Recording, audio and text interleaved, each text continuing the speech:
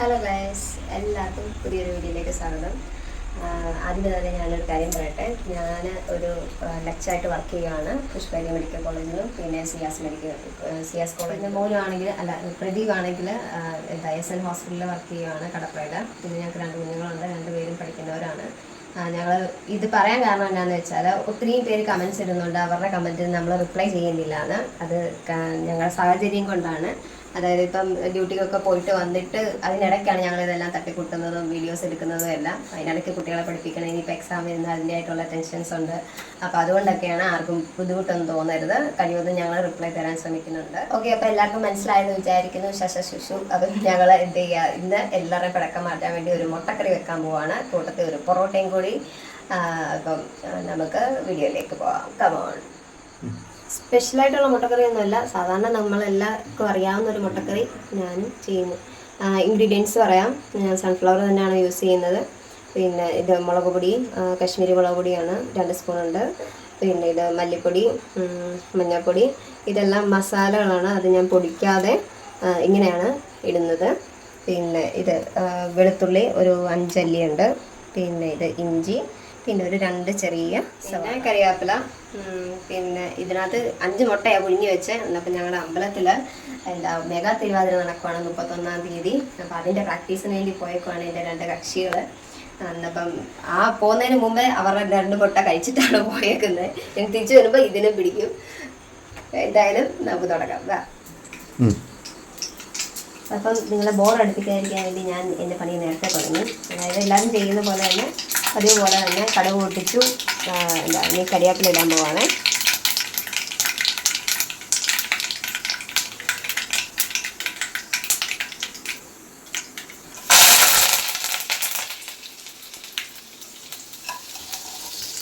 ഇടാൻ പോവാണേ.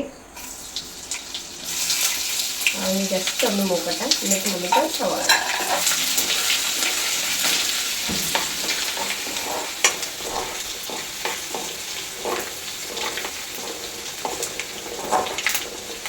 നമ്മൾ ഈ ഗരം മസാല അങ്ങോട്ടേക്ക് ഇടാൻ പോവാണേ. ഒന്ന് പൊട്ടിച്ചെടുക്കുക.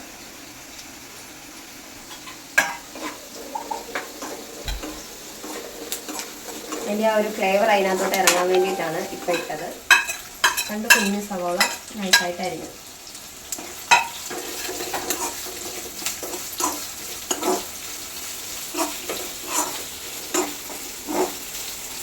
ഒന്ന് വഴണ്ട് വരട്ടെ. നമ്മുടെ സവോള വഴഞ്ഞിട്ടുണ്ട്. അത് നമ്മൾ മിക്സിയിലോട്ട് മാറ്റുവാണ്. നാറ് കഴിഞ്ഞിട്ട് നമുക്ക് അരച്ചെടുക്കാം.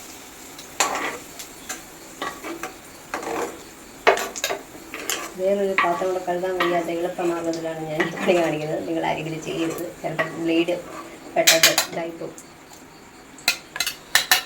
നമ്മൾ മൊത്തം സവോള മാറ്റിയില്ല, ഒരു ഇച്ചിരി എത്തും. എന്നിട്ട് മുളക് പൊടിയും മല്ലിപ്പൊടിയും ഒക്കെ അങ്ങോട്ട് ആഡ് ചെയ്യുകയാണ്.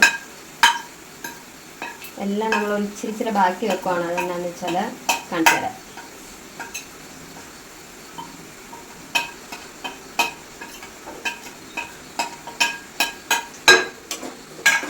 ഒന്ന് മൂപ്പിച്ചെടുക്കാം.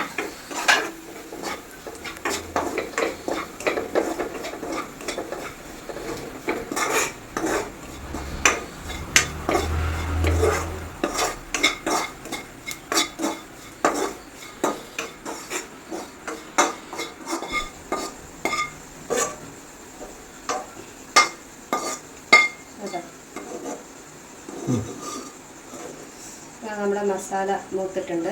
അതും മിക്സിയിലോട്ട് ഇടുവാണ്. അടുത്ത വെളിച്ചെണ്ണ നമ്മൾ അങ്ങോട്ട് ഒഴിക്കുകയാണ്. ഞാൻ പറഞ്ഞില്ല, കുറച്ച് മുളക് പൊടിയൊക്കെ മാറ്റി വെച്ചിട്ടുണ്ടെന്ന്. അതെന്നാന്ന് വെച്ചാൽ നമ്മൾ ഈ മുട്ട ഒന്ന് വറുത്തെടുക്കാൻ വേണ്ടിയിട്ടാണ്.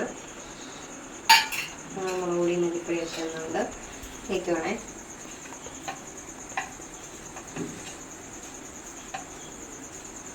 ജസ്റ്റ് ഒന്ന് വരഞ്ഞ് വെച്ചിട്ടുണ്ട്. മുട്ട ഇടുമ്പോൾ ഒന്ന് ശ്രദ്ധിച്ച് വേണം, കാരണം ഇത് പൊട്ടിത്തെറിക്കും.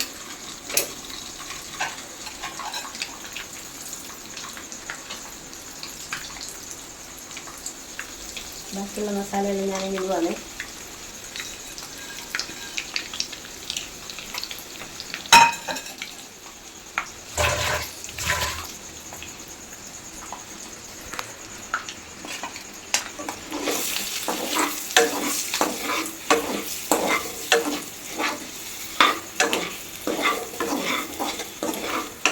അപ്പം അത് ആവുന്ന സമയം കൊണ്ട് ഞാൻ ഇതൊന്ന് അരച്ചെടുക്കാൻ പോവാണ്. നമ്മുടെ അരപ്പ് ഇതൊക്കെ നമ്മൾ മസാല എല്ലാം അരച്ചെടുത്തു. ഇനി നമുക്ക് ഇതിനകത്തോട്ടൊക്കെ ആഡ് ചെയ്യാം.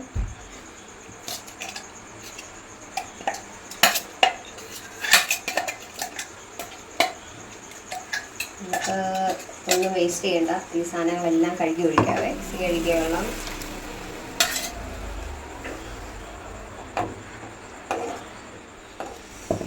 അങ്ങനെ നമ്മുടെ മുട്ടക്കറി റെഡിയായി.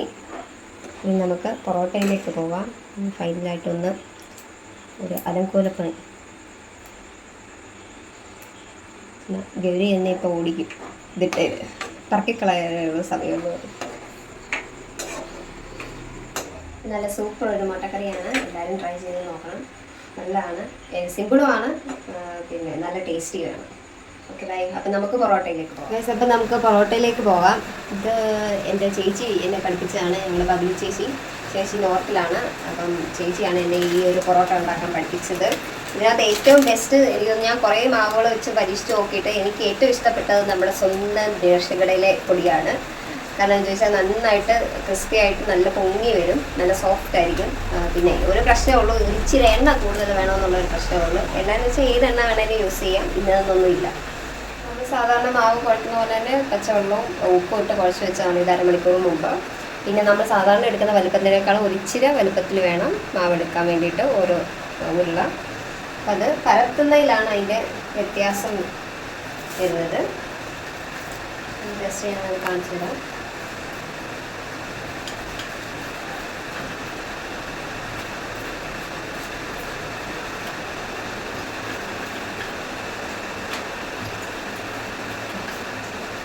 ചെറിയ വലുപ്പത്തിലായി കഴിയുമ്പോൾ നമ്മുടെ എണ്ണ അങ്ങോട്ട് ഒഴിക്കാം. എന്നിട്ട് അതൊന്ന് എല്ലാവർക്കും പറ്റത്തക്ക രീതിയിലൊന്ന് സ്പ്രെഡ് ചെയ്ത് കൊടുക്കുക. പിന്നെ നേരെ രണ്ടായിട്ട് മടക്കുക, ഒന്ന് പ്രസ് ചെയ്യുക. അഗെയിൻ അതേപോലെ തന്നെ എണ്ണ ഒഴിക്കുക. എല്ലാവർക്കും പറ്റുന്ന രീതിയിൽ നന്നായിട്ട് തേച്ച് പിടിപ്പിക്കുക. ഇനി തിരിച്ച് ഇങ്ങോട്ടേക്ക് നടക്കുക. എന്നിട്ടൊന്ന് പ്രസ് ചെയ്ത് കൊടുക്കുക. ഇനി മാവിനകത്ത് മുക്കി ജസ്റ്റ് ഒന്ന് തട്ടിക്കളഞ്ഞ് നമുക്ക് ഇഷ്ടമുള്ള ഷേപ്പിൽ, പിന്നെ ഷേപ്പൊന്നുമില്ല, നമുക്ക് എളുപ്പമുള്ള ഷേപ്പ് ഏതാണോ ആ ഷേപ്പിലോട്ടാക്കിയത്. ഞാൻ ഇവിടെ ട്രയാങ്കിളാണ് ഇപ്പോൾ എടുക്കുന്നത്.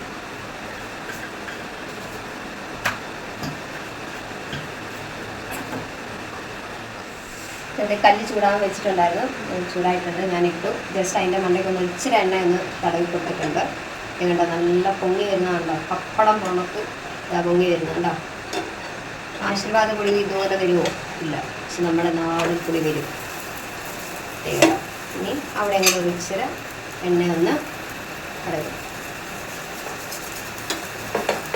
ഇതിനകത്ത് നമുക്ക് കിഴങ്ങ് വെച്ച് ചെയ്യുകയാണെന്നുണ്ടെങ്കിൽ ഇത് ആലു പൊറോട്ടയായിട്ട് മാറും. നമ്മൾ അന്യായ വില കൊടുത്ത് മേടിക്കുന്ന ആലു പൊറോട്ട അങ്ങനെ നമുക്ക് സിമ്പിളായിട്ട് ഉണ്ടാക്കിയെടുക്കാം.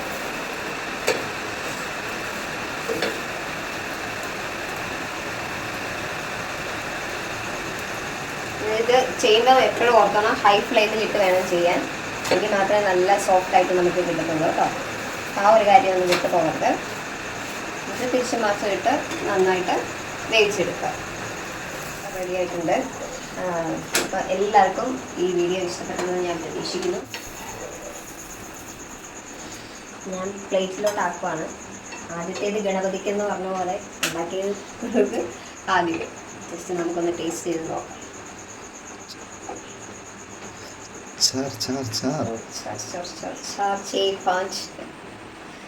പിന്നെ കണ്ടോ നല്ല സോഫ്റ്റ് അല്ലേ ഇതിലൊക്കെ ഉണ്ടോ. അതിനകത്ത് നമുക്ക് ഒരു കാര്യം പറയുന്നത് 3-4 ലേയേഴ്സ് വന്നിട്ടുണ്ട് കേട്ടോ. നമ്മൾ ആ മടക്കുന്നതനുസരിച്ച് ഇനി നമുക്ക് വേണമെങ്കിൽ ഫോൾഡ് ചെയ്യാം. ഞാൻ നാളെ ആക്കിയുള്ളൂ. ജസ്റ്റ് നമുക്കൊന്ന് ട്രൈ ചെയ്യാം. സൂപ്പർ.